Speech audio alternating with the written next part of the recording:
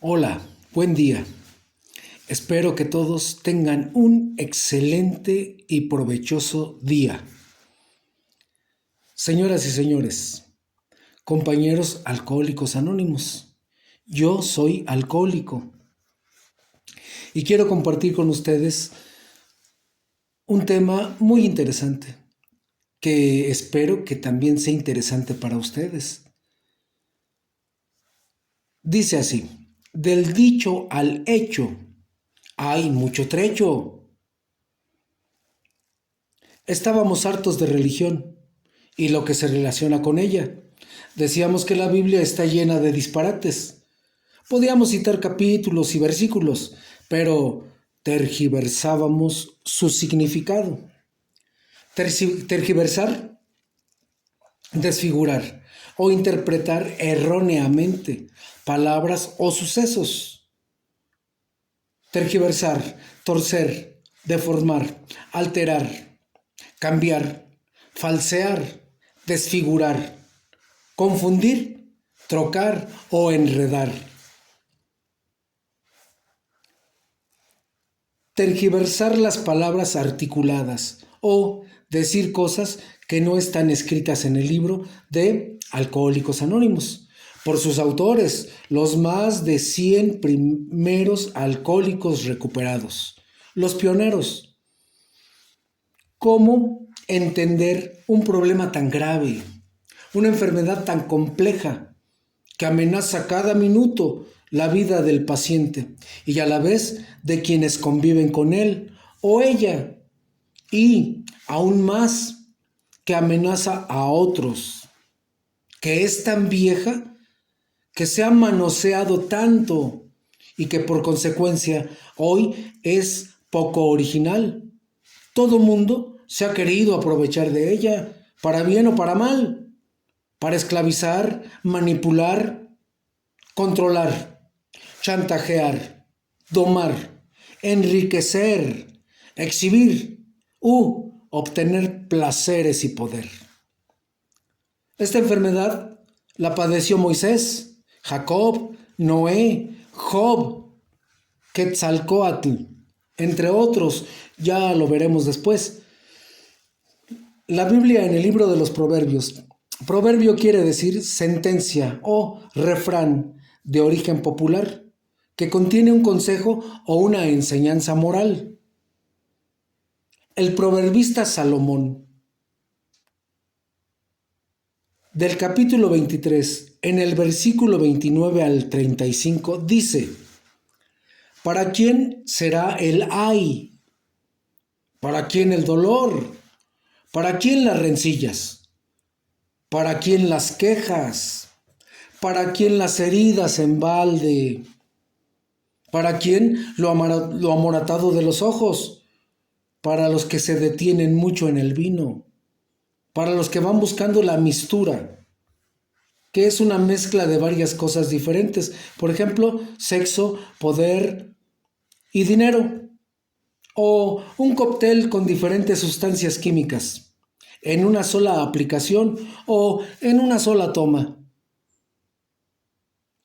El moralista Salomón continúa diciendo: no mires al vino cuando rojea, cuando resplandece su color en la copa.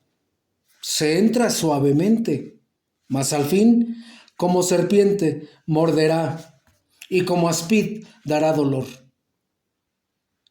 Tus ojos mirarán cosas extrañas y tu corazón hablará perversidades. Serás como el que yace en medio del mar o como el que está en la punta de un mastelero. Y dirás: me hirieron, mas no me dolió. Me azotaron, mas no lo sentí. Cuando despertare, aún lo volveré a buscar. Fíjense ustedes, esto que escribió Salomón fue 460 años antes de que naciera Jesucristo. Y dice así: ¿de quién es el ay, ay, ay? ¿De quiénes son los moretones? De aquel que se queda en el vino. No te dejes impresionar por el color que refleja en la copa, porque como serpiente te agarra, no te suelta, te revuelca, te golpea, te deja tirado. Te levantas y lo vuelves a buscar. Y hace que tus ojos vean cosas raras y que tu corazón hable perversidades. ¿A quién de nosotros no nos pasó así?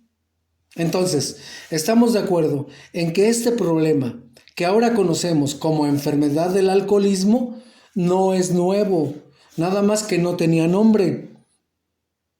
Vamos a hablar de otro lugar y de otro tiempo, pero del mismo tema, alcoholismo. Fray Bernardino de Sahagún, etnógrafo, lingüista y padre de la literatura náhuatl, relata que el emperador azteca, inmediatamente después de su elección, hablaba a todo el pueblo.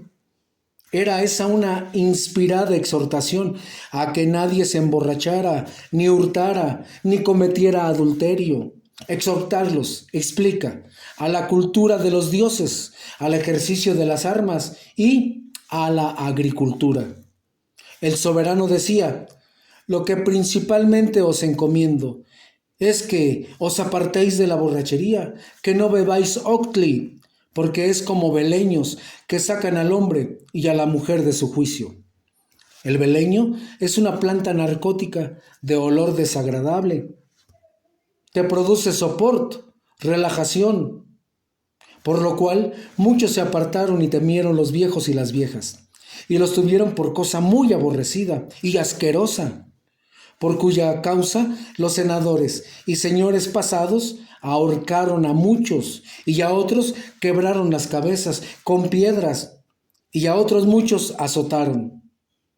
Y expresaba a continuación estos pensamientos, que difícilmente pueden ser superados en su verdad y en su elocuencia. Este es el vino que se llama octli, que es raíz y principio de todo mal y de toda perdición, porque este octli y esta borrachería es causa de toda discordia y disensión y de todas revueltas y desasosiegos de los pueblos y reinos. Es como un torbellino que todo lo revuelve y desbarata. Es como una tempestad infernal que trae consigo todos los males juntos. Quiero agregar un dato que se refiere a la destrucción de una de las civilizaciones más grandes que tuvimos, la tolteca, justamente a consecuencia del alcoholismo. Es decir, a una cuestión relacionada con su dios principal, Quetzalcóatl. Según la leyenda, Quetzalcóatl, que vino a ser el dios que ayudó extraordinariamente a los toltecas, al grado de representar su divinidad, su iniciador por excelencia, despertó la envidia y la violencia de Tezcatlipoca, que decidió destruirlo, y para eso, en los días en que Quetzalcóatl se sentía más satisfecho, más contento por haberle dado a su pueblo todos los beneficios dentro de una gran forma de civilización, Tezcatlipoca decidió embriagarlo y le mandó con un viajero un cuero de pulque para que Quetzalcóatl se embriagara. De tal manera que, contento con lo que había tomado y alegre por lo que había dado a su pueblo, se puso a bailar de manera violenta, en cierta forma desvergonzada. Arruinó las vestiduras y finalmente se quedó tendido de borracho. Y al despertar y darse cuenta de lo que había sucedido y de cómo había sido dominado por el alcohol, sintió tanta vergüenza y tristeza que decidió alejarse de su pueblo. Y fue así como salió de Tula. Esto dio motivo para que el pueblo tolteca se fuera hundiendo. El pulque, el alcoholismo, destruyó una de las civilizaciones más grandes que hemos tenido en el pasado de México. Es importante hacer un poco de historia. Hubieron antes otros científicos que se interesaron por el problema de la bebida, y de uno de ellos nace la palabra alcoholismo. Vamos a analizarlo detenidamente. En 1784, el doctor Benjamin Rous fue uno de los primeros médicos que dijo sobre el alcoholismo: creo que esto es un proceso de enfermedad. Esta es una cita exacta. Asimismo dijo: pienso que la respuesta consiste en la abstinencia total. No dijo una respuesta, dijo la respuesta. Es posible que hayas oído hablar del Dr. Rus anteriormente.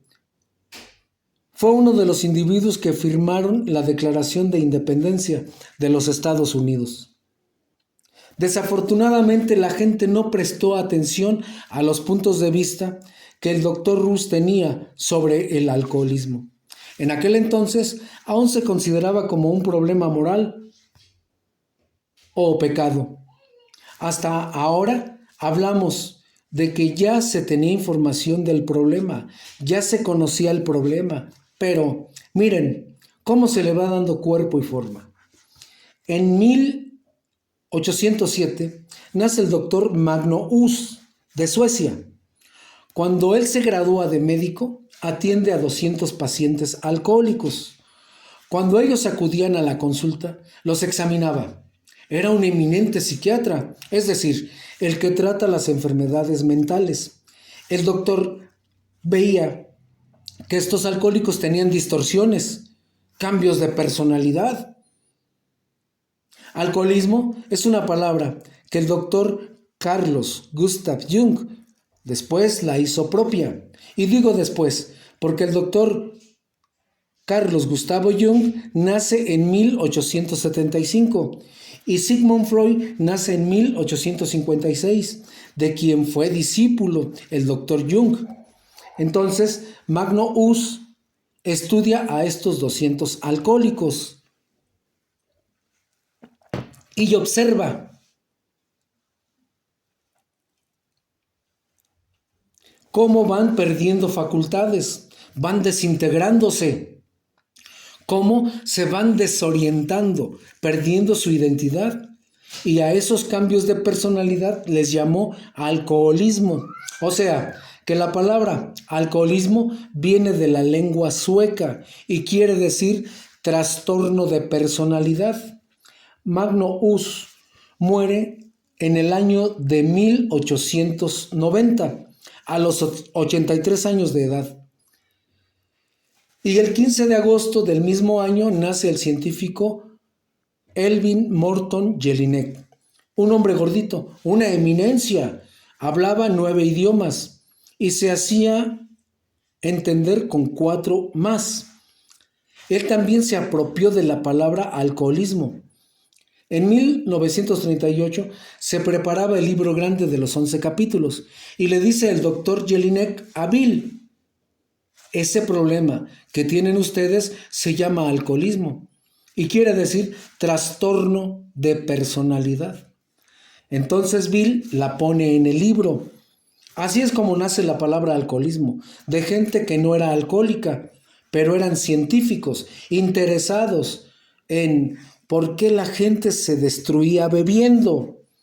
A estos científicos les parecía raro. ¿Quiere decir esto? Que el alcoholismo es trastorno de personalidad y produce problemas de conducta, que los alcohólicos no somos congruentes, no somos confiables, no tenemos credibilidad y que somos ampulosos. Ahí es donde radica la enfermedad llamada alcoholismo. Ya no bebe alcohol, pero no corrige su personalidad, no tiene identidad. 150 años después de la respuesta que da el doctor Benjamin Rus, es decir, pasaron 150 años antes de que alguien entendiera realmente el problema. Y ese alguien fue el doctor William Duncan Silworth. El doctor Silworth empezó a trabajar con alcohólicos en 1930. Trabajó con ellos muy de cerca, buscando claves y patrones en sus formas de vida y comportamiento. Estudió cuidadosamente a sus pacientes, buscando cualquier característica que pudieran tener en común. Encontró algo extremadamente interesante. Descubrió que los alcohólicos tenían una vigorosa fuerza interna de autodestrucción. Su descubrimiento tuvo lugar cuando logró dividir esta fuerza en dos: un deseo imperioso y una obsesión mental. Escribió: creo que parte de esto se encuentra en sus cuerpos y la otra parte está en sus mentes. Si leemos las líneas de la 9 a la 20 de la página 14 del libro grande, aprenderemos que el doctor Silbert confirmó que tanto el cuerpo como la mente de un alcohólico son anormales. Esta fue la primera vez en la historia de la medicina que se hizo referencia al hecho de que el cuerpo es afectado, al igual que la mente. Hasta ese momento, lo que la gente había dicho y pensado sobre el alcoholismo y los alcohólicos se refería tan solo a la mente. A los alcohólicos se les había considerado como pecaminosos, corruptos, degenerados, débiles y faltos de carácter moral. Pero, como dice en la página 14, el doctor Silbert sintió que el alcoholismo era una especie de alergia y que los alcohólicos son personas que tienen una reacción alérgica al alcohol, una vigorosa fuerza interna de autodestrucción. Los ciento y tantos alcohólicos que habían resuelto sus problemas con la bebida y que habían supervisado la escritura del libro estuvieron de acuerdo en que la explicación del doctor Silbert tenía sentido y que explicaba muchas cosas que de otra manera no podrían explicar ellos. La palabra que el doctor Silbert utilizó, alergia, es posible que les cause tanta confusión a algunas personas como a mí, al igual que algunas otras palabras escritas en el libro grande, por lo que debemos analizarlas detenidamente, ya que es importante que entendamos exactamente lo que el doctor Silbert quiso decir al referirse a alergia, una vigorosa fuerza interna de autodestrucción. Antes de que llegáramos a Alcohólicos Anónimos o leyéramos el libro grande, creíamos saber el significado de la palabra alergia. Sabíamos que si eres alérgico a algo y comes, bebes o respiras ese algo, tendrás una reacción física, te darás sarpullido, te arderán los ojos o comenzarás a estornudar. Cuando llegamos a Alcohólicos Anónimos se nos dijo: compañeros, son alérgicos al alcohol y nunca más podrán beber con seguridad. Lo primero que pensamos fue: ¿cómo podemos ser alérgicos al alcohol? Hemos estado bebiendo 1 litro diario y no nos da sarpullido, tampoco estornudo cuando lo bebemos. ¿Cómo puedes beber tanta cantidad de algo a lo que eres alérgico? Pensamos que si eres alérgico a algo, eso quiere decir que tendrás una reacción física visible, como el estornudo o brotes en la piel.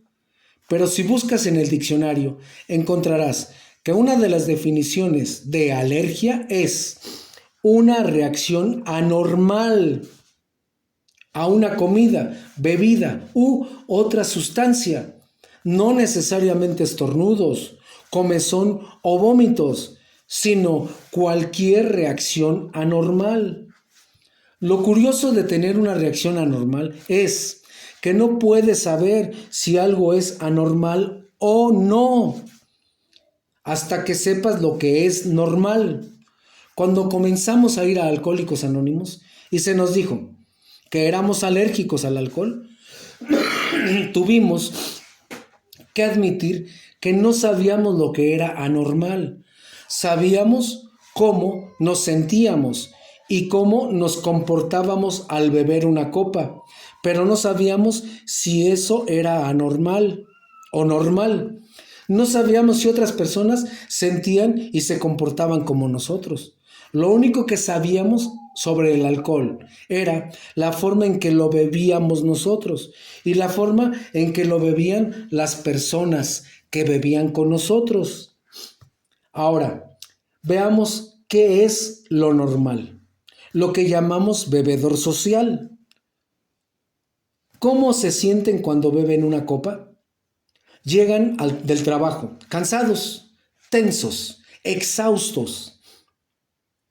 Se beben una o dos copas antes de cenar y al poco tiempo se sienten cómodos y relajados.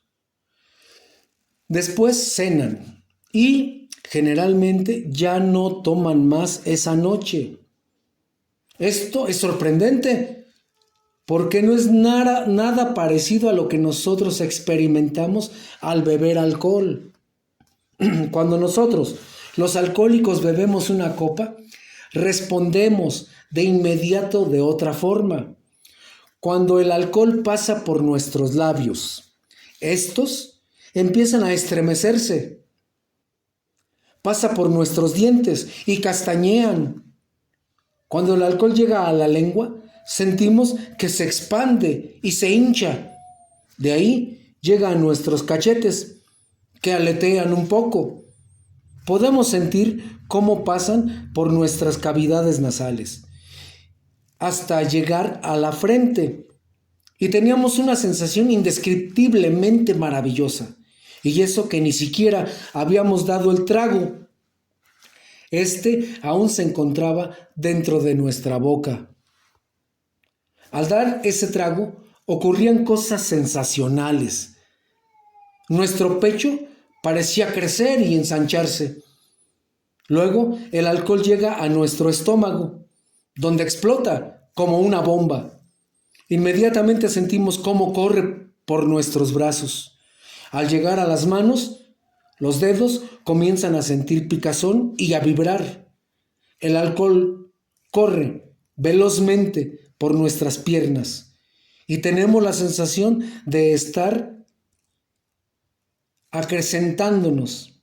De ahí llega a nuestros pies y nos da una sensación de intensa, excitante de levantarnos, ir a algún lado, de hacer algo. Esto es muy diferente a la cálida y relajante sensación que obtiene la gente que bebe alcohol. Socialmente, cuando un bebedor social excede la dosis a la que está acostumbrado, es decir, 2 o 3 copas, tiene una ligera sensación de mareo, pérdida de control y náuseas. Y esa sensación nauseabunda no les gusta. Por eso solo beben 1, 2 o 3 copas, porque eso es lo que quieren beber. Así es como entendemos que esta es la reacción normal ante el alcohol.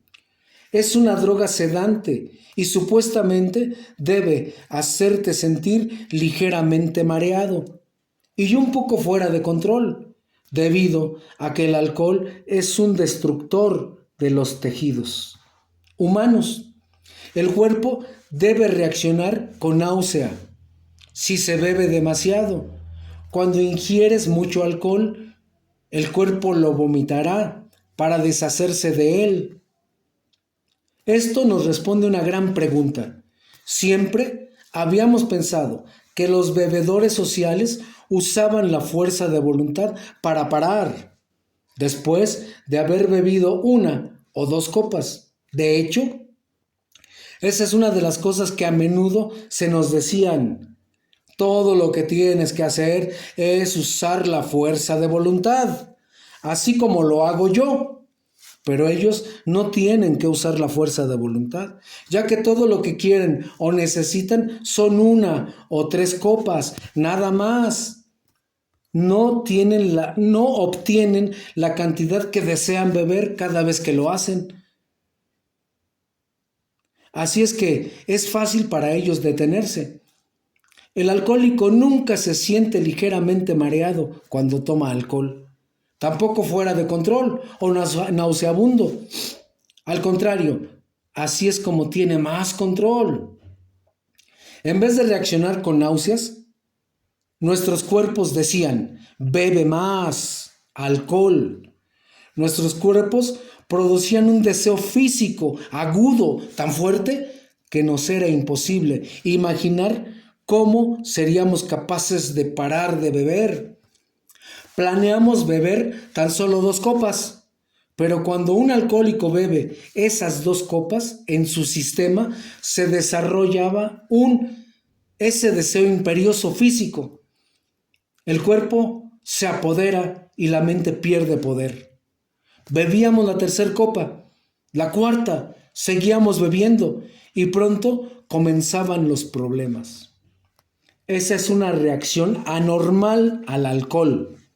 Entiéndase, por favor, que anormal no significa malo, débil o equivocado. Tan solo es diferente a lo que la mayoría de la gente siente. La única diferencia entre normal y anormal radica en que normal es lo que la mayoría de la gente hace. Sucede que aproximadamente 1 de cada 10 personas reacciona como nosotros al beber. Esas personas tienen una reacción alérgica al alcohol, al igual que nosotros. Si tu reacción al alcohol es parecida a la nuestra, tú también tienes la alergia. Tenemos que aceptar que en lo que se refiere al alcohol somos distintos a la mayoría de las personas. Cuando las personas normales sienten el efecto que produce el alcohol, están listas y son capaces de parar de beber. Pero cuando los alcohólicos sienten el efecto del alcohol, quieren seguir bebiendo. Quizás algunos sean capaces de parar de beber a fuerza de voluntad en algunas ocasiones, pero inevitablemente llegará el momento en que sean incapaces de parar de beber. Eventualmente, sus mentes les será imposible controlar el deseo imperioso físico. No muy difícil, literalmente imposible. En las líneas 31 a la 33 de la página 17, en la opinión del médico, el doctor Silbert dice que ese deseo imperioso está más allá de cualquier control mental. En alguna ocasión escuchamos a alguien decir que la diferencia entre bebedores sociales y alcohólicos consiste en que los bebedores sociales asisten a una fiesta para socializar y quizás beban 1 o 2 copas. Los alcohólicos van a una fiesta para beber y quizás socialicen accidentalmente al estar ahí. Los bebedores sociales no tienen un deseo imperioso por el alcohol. Nosotros, los alcohólicos, sí lo tenemos. Creemos que en ocasiones la gente no habla suficientemente sobre la parte física del alcoholismo en los grupos de alcohólicos anónimos. Como alcohólicos, parte de nuestro problema radica en nuestra mente, pero otra parte se encuentra en nuestro cuerpo. El 93% de las enfermedades son físicas, provocadas por virus y bacterias. El 7% son mentales, emocionales o espirituales. Sin embargo, el alcoholismo es una enfermedad inusual porque afecta tanto al cuerpo como a la mente. La parte mental de la enfermedad consiste en una obsesión por tomar alcohol. La parte física es un deseo intenso por tomar alcohol. Los 2 aspectos de la enfermedad son muy diferentes, como pronto lo veremos, pero ambos trabajan muy de cerca. El deseo imperioso físico es parte de nuestra alergia al alcohol. Es la reacción que surge al tener alcohol dentro de nuestro sistema. Nótese que el deseo físico comienza después de beber y no antes. El impulso inicial por beber esa primera copa no es físico. Es posible que tengamos una compulsión psicológica o una obsesión por beber, pero no podemos sentir un deseo imperioso físico sin haber ingerido alcohol. Así funciona la alergia. En el libro grande, el deseo imperioso siempre se refiere al cuerpo, al deseo físico, que solamente ocurre después de haber bebido una copa. Ahora, sabemos que, como alcohólicos, parte de nuestro problema es puramente físico. Una vez que empezamos a beber, seremos incapaces de parar. Es así de sencillo y es un hecho. No podemos parar. Si eres alcohólico y te dices a ti mismo que puedes beber una copa y parar, estás en un aprieto. La única manera de evitar problemas es no beber esa primera copa. El doctor Silbert dice esto de una manera sencilla en las líneas 20 y 21 de la página 18, en la opinión del médico. Afirma claramente que el único alivio del alcoholismo es la abstinencia total. No existen compromisos, no hay un punto intermedio. En esta página, en las líneas de la 4 a la 13, el doctor Silbert hace una clasificación de los distintos tipos de alcohólicos. Existe el tipo maniático, depresivo, el tipo inestable, el tipo amigable, en fin, muchos tipos diferentes. Algunos alcohólicos lloran en sus cervezas, otros se suben a las mesas y comienzan a cantar y a gritar. Algunos buscan pelear, otros coquetean con los demás. Pero existe algo que cada uno de nosotros como alcohólicos, sea cual sea nuestra personalidad, tiene en común. En algún momento, una vez que empezamos a beber, buscaremos otra copa y otra más, hasta estar borrachos, enfermos y en aprietos. Algunos de nosotros nacemos alcohólicos, otros beben hasta llegar a ser alcohólicos. Algunos pueden beber durante años con cierta seguridad, pero luego parecen cruzar la línea y comienzan a beber en forma descontrolada.